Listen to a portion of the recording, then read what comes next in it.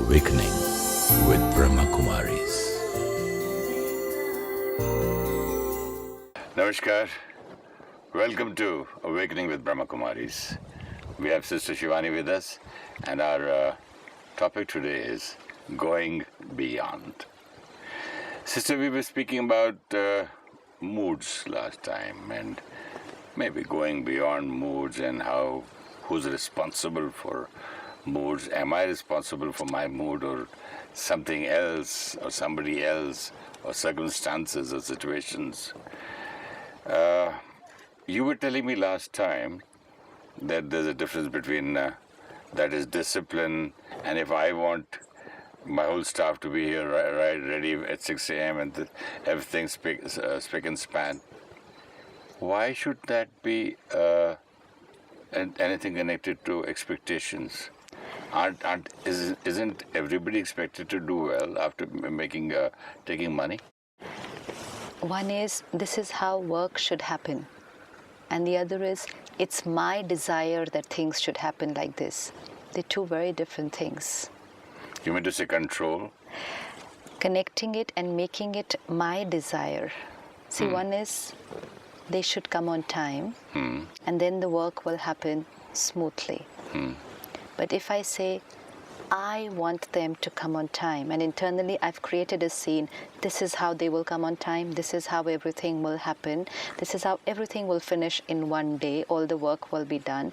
It's my desire, and when that doesn't happen, then it's as if what I wanted, I haven't got. And when somebody doesn't get what they want, then they're not going to be happy. They're two different things. Let's just separate it. One is, this is how things should be. Yes, this is how things should be. But if they are, fine. But if they're not, I haven't lost something. My stability should be... No, most important, loss.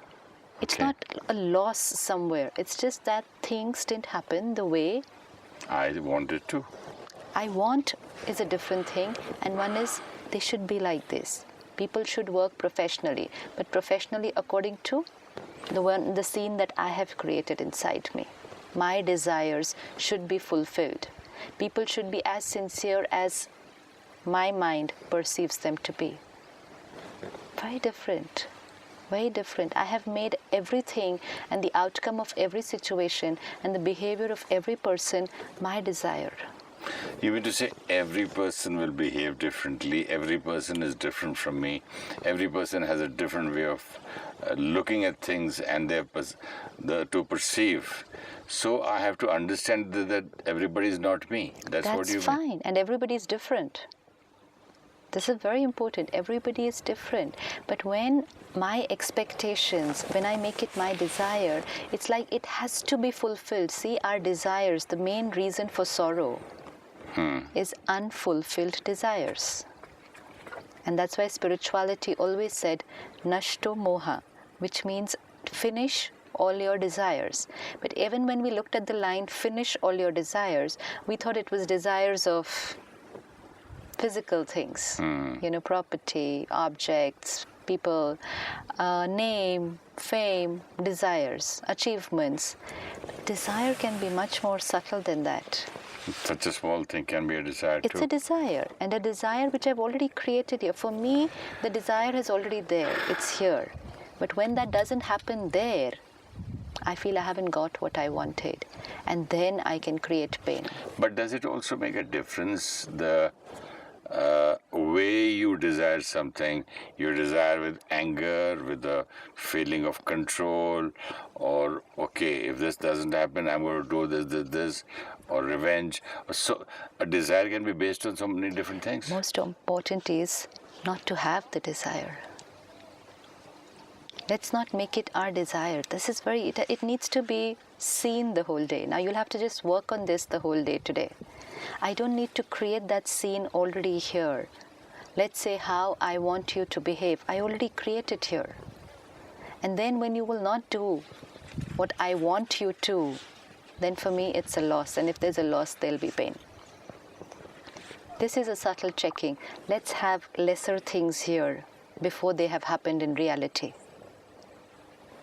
See, even a simple thing like, when my son grows up, this is how they will take care of me. It's already here. We can see the scene. And the scene in reality will not happen like that.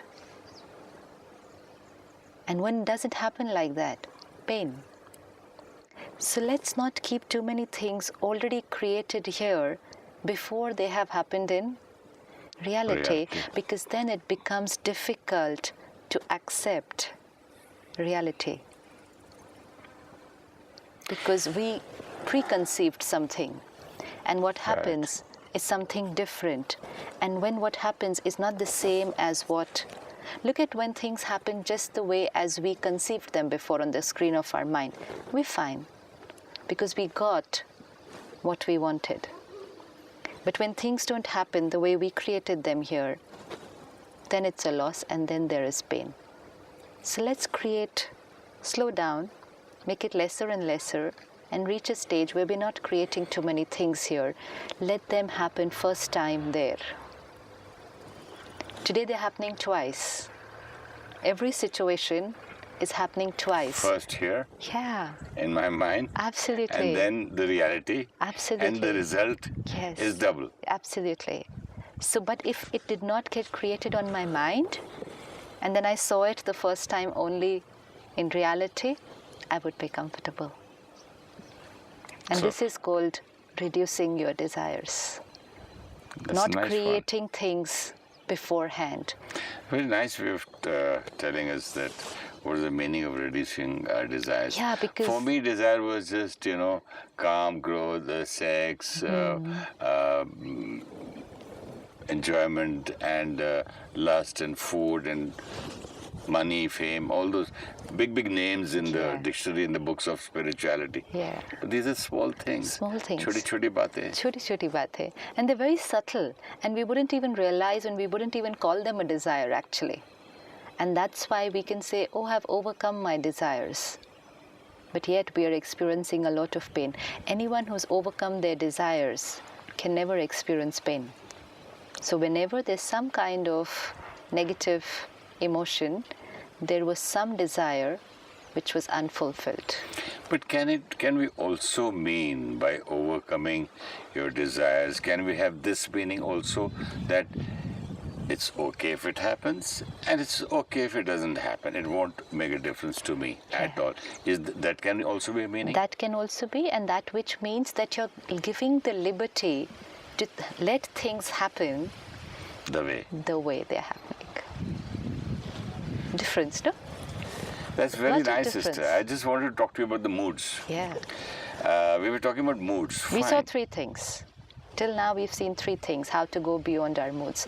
Don't identify with the mood, and don't make it, I am aggressive, I am stressed. Very common line today, I am stressed. By birth, I'm an angry man. Yeah. By birth, I'm irritable. Yeah. So if you make it your identity, you will expect it to happen. And accept it. And not work on it because you feel this is... When I've accepted I am so and so, why will I work for it? Yeah. I will not work at all. Absolutely. I'll say, yeah, I am like that. Take it or leave it. Second thing was to face your emotion, not escape from it.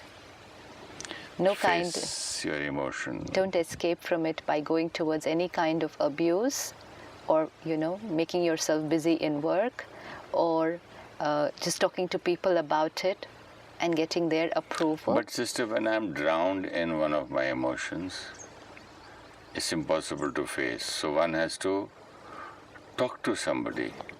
Talk to somebody. Or talk to yourself. Even if you talk to somebody, then you're talking to somebody about how to face the emotion. There's a difference. If you talk to somebody who's going to help you in healing you, you will be talking about how to face the emotion, how to change the emotion. But if you're just sitting with family and friends and going on talking about your victim feeling and getting people's approval for it, then you're not facing the emotion. You're not only making the emotion stronger. They're 2 different things. It's like when you talk about a disease, any kind of physical ailment, if we talk to family and friends, we talk only about the disease. But if we talk to a doctor, We don't talk too much about the disease. We talk about the healing. Two different things. Absolutely a different perspective altogether. So in that case, you're facing the disease. And the more we talk to the family and the more they make you feel a victim, the more we start being comfortable in that zone, and that becomes a comfort zone. And that sorrow kind of becomes your daily feed. Yeah. Okay, I had today's sorrow, now I'm happy. Yeah. Sometimes it's as bad as alcohol or a cigarette or any other That's what addiction. any other kind of addiction. Absolutely. Any other habit. Yeah, so talk to family and friends, provided family and friends will help you work towards the healing, not living in victim. That this becomes a habit. It's a very deep addiction. Whomever you meet, you know what happened to me? Yeah. You know, this. Or somebody new, even in the aircraft, you said you don't know somebody, Yeah. and he goes on about the. Yes. It becomes a habit. And should I tell you something? There are some people who don't want to learn about the healing, who don't want to talk about the Or healing. live with it. Yeah, there are so many people I meet and they want to share about some kind of pain that they're experiencing, and they will go on talking about it. And for me, now that I've understood, okay, this is only, we're spending time getting nowhere. So I would understand their problem in 2-3 lines and say, okay, now let's talk about, what we're going to do about it. They say, no, we're not supposed to do anything about it because the problem is somebody else's. I just wanted to talk to you that I'm going through this pain. That's all. And they would actually not like me if I'm trying to share with them that they have the power to change what they're feeling. To them, I'm being very harsh at that time. So disidentify with the emotion, face the emotion. Like you said, it's very difficult. We need somebody to talk to that time. It's not always necessary. Once we start working and we get the mechanism of how to doing it, we'll probably be able to even do it by ourselves. Talk to ourselves. Yeah. Write also. Absolutely. Talk to ourselves. We can write down also. Read. Take knowledge. Study. Once I learn the mechanism of how to do it, I can at least start doing it on my own, at least in the smaller things. It will be, because now I've seen how it works here, and I've seen that once it gets created, if I start looking, paying my attention that I have to change this mood, I will be able to change it. I really don't need every time somebody else, because then again that might become a dependency. And we are going beyond our dependencies. We're going beyond waiting for somebody to becoming masters of our emotions. And the third one, what we saw was diminish our desires. Start cutting down the list and let's things happen in reality, and let's accept them as they happen. When there is no loss, there will be no pain. So the mood will be, stability will be very natural. Another very deep kind of loss that we experience is when we compare ourselves with other people. Comparison always creates a sense of loss if we're feeling inferior. So when that is that sense of loss of self-respect, even then that will create pain. Spirituality teaches us each one is a unique being. Unique, own strengths, qualities, and a lot of karmic accounts that we've carried in the past. A lot of reasons why we are all different is because of deep karma that we have created in many, many, many births before. And so we can find sometimes that somebody is working very hard, still not getting the results. And somebody doesn't seem to be putting in too much effort and still seems to be getting so much. In results, you're talking about any kind of result. Spiritualism or in... Even in materialistic achievements. Some people might not, even a child. A child is born musician, somebody is a born swimmer, Yeah. somebody is a born athlete, born golfers. Yeah. You can't... So everybody looks different. Everybody's achievements are different because we're all unique in terms of our personality traits, and those personality traits are created because of our past karma. So even two people living in the same house, even twins, everything's same, even if they're studying the same amount of time, they will get different marks. And there should be no comparison. Karma? Yeah. So spirituality helps to answer all these questions. And so accepting myself and then maintaining my self-respect, moods will be fine. But every time we compare with other people and we feel I haven't got what I should have got, again a loss, there will be pain. But sister, you wonderfully put about moods and karmic accounts. But I come back to one thing. You work so hard on yourself. You get up in the morning, you do your proper meditation, you're taking care of so many things, you're being aware. But there's something called habit. Yeah. A word habit. I don't know whether to call it a strong sanskara or a trait. I don't have a right word for it. But habits don't die so soon, so easily. A belief system. This is a belief system. Habits don't die so soon. So you mean to say there's nothing in the world called habit? No, there are habits. Habits created by repeating anything number of times is a habit. I thought that was practice. Yeah, but it's created by doing it a number of times. And now if I want to change a habit, first I have to be very clear what I want to create and then just do it a number of times. And I'll be creating another habit. So at least let me finish this belief system that habits don't change. Habits don't die fast. No, it's my habit. I created it and I can change it by creating a new habit.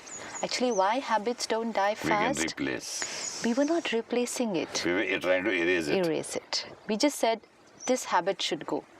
More important was what should get created instead of it. So there are two things that have to happen simultaneously: construction and destruction. Destroying the old habit, but by creating a new habit and actually focusing on creating the new habit. If a child is playing with a knife, and if I give him a chocolate, Right. and he leave that thing Absolutely. and take the chocolate, Absolutely. if I go fight, he might, cut his hands. Right. Because if you're trying to pull the knife forcefully, it will cut, which means the habit only gets worse. Because the sanskar becomes deeper and deeper, the more we keep on thinking about it and the more everyone around us seems to be talking about it. Don't get so angry. Don't get so angry. You're always angry. You keep shouting so much. Is this the way to behave? Is this the way you should have done this? Nobody's sharing with us, this is the way you should have done this. This is the way you can do this. But this is also comfortable. becomes a habit to go on telling your child, why are you doing this? Why are you sitting like this? Why are you reading this? Why are you slouching? Why aren't you standing straight? Right. Why are you wearing this shirt like this? Why are you doing this? With non-stop running commentary, what about that habit? So criticism is a habit. No, Judgmental is a habit. But they don't even know that they're judging or criticizing. They think that's a part of the duty. So that's and awareness. They're doing something very nice. That's awareness. Like you said, morning meditation, there are 4 things that we need to take care of to change our habits. First is daily meditation. Because what does meditation do? It connects me to the core of who I am. It takes me away from everything around me and connects me to my true nature. When we talked about identifying with our emotions, Yeah.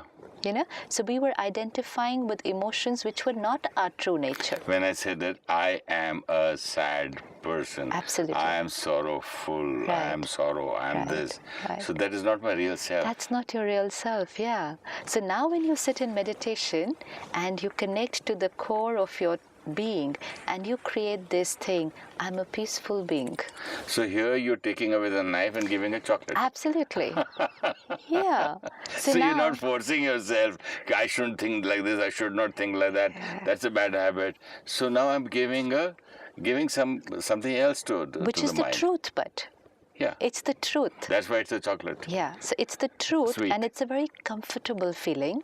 And because it's the truth, I will be able to experience it. Just takes little time. But let me start doing it. Daily meditation is a very, very powerful technique to change our habits because habits are not something just superfluous. They're very deep. They're very deep into the subconscious. So what will daily meditation do? Silence the conscious layer of the mind the top working layer, and go into the depth and pull that thing out from the root. You know, like earlier we would say, okay, today my birthday or today New Year, and I will not get angry from today. This was working on things on a superficial level, the top layer, and so it would just remain for a couple of days and go back. Even So not right. even subtle habits, even physical habits, like I will not eat this from today, or I will not drink this from today, or I will be on time, I will not be late. It just always seemed to So work for many a few days. 31st Decembers have gone like Yeah, that. yeah, absolutely. Because we When were I was working. a child, I used to write in my diary, turning over a new leaf. How sweet. Tack. Yeah. 31st December. First, I'll do this. And then it would not happen. So many 31st Decembers and Yeah. Christmases and Diwalis Right. and New Year's have gone. You're right. Because we were trying to change. The intention was very pure, but the method was on the top layer, whereas the habit was very deep, ingrained. The roots were very deep. So that is in subconscious, and I was trying consciously. Consciously. But even if you go on trying, sister, consciously, it does go into the It does subconscious. work, but even consciously, do the other thing. What do you want to do? What do you want to do? I didn't In understand. the sense, like, let's say I am normally late for things. So what I train myself is, I'm not going to be late today. I'm not going to be late today. That doesn't work. Today I will be absolutely on time. I'm not to get angry. Can I say today I'll be 5 minutes before time? Yeah. Choose. It's only a choice. Similarly, I'm not going to get angry. This is not the way I'm going to speak. This is not the way I'm going to behave. Today I'm going to be very happy. Yes. I'm going to speak to everybody very nicely, sweetly. So this is the affirmation. This is because then how would the mind know what to do? See, we say affirmation, but why is an affirmation needed? It's a very clear communication, clear instruction to the mind, what do I want you to do? If I tell the mind, I'm not going to get angry, I haven't yet told the mind, what do I want it to do? So I haven't implanted the seed of a new habit. I only said, I don't want the old habit to work.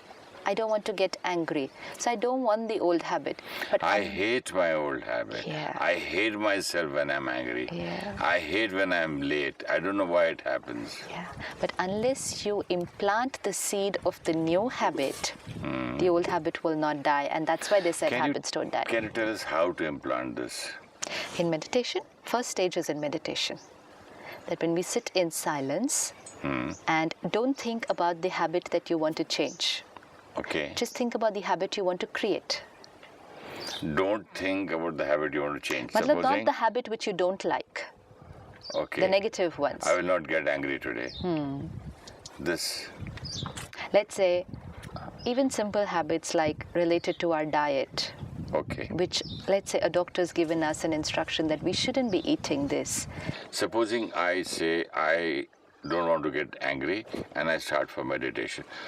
What is the way? Supposing this is my weakness, whatever XYZ, whatever word we give it, or a habit, I want to get over it. So what is the thought I have to replace? That I'm going to be happy throughout, I'm going to love people. Not even I'm going to. I am a happy being.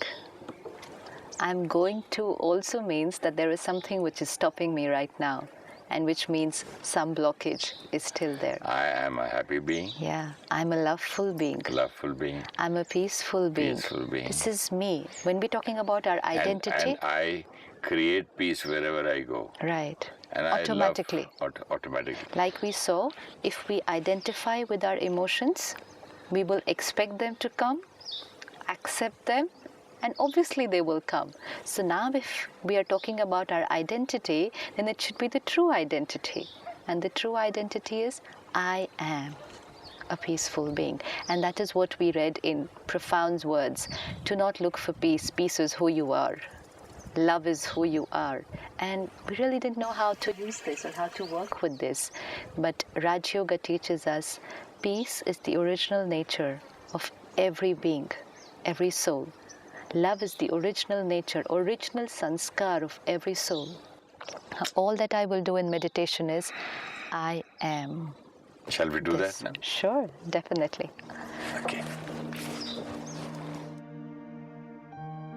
Let me sit back and remove the labels that I have put to myself over a period of time. Emotions which I made my identity. Removing every label, let me look at myself, the true identity, who I really am. I, the consciousness, the energy, the being, the power. I am a peaceful being. This is my identity. This is who I am.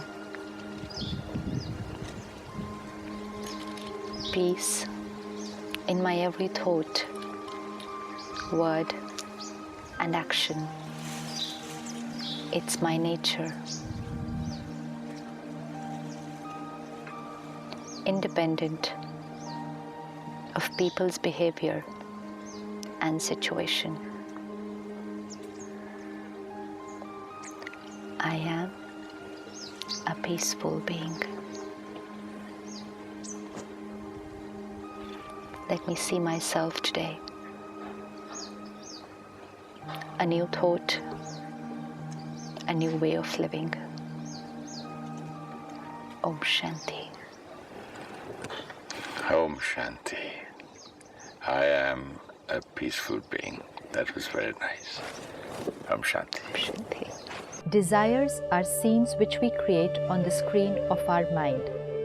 When the scene in reality is different from the one on the mind perceives it as a loss and we create pain. Unfulfilled desires create pain. Let's reduce our desires and give everything the liberty to happen the first time in reality as it is meant to be. When talking to family and friends about our emotions, focus should be on healing the emotion, not discussing the problem and the emotion. Anything done repeatedly becomes a habit. It is our creation and we can change by creating a new habit. Focus on creating the new habit rather than finishing the old one.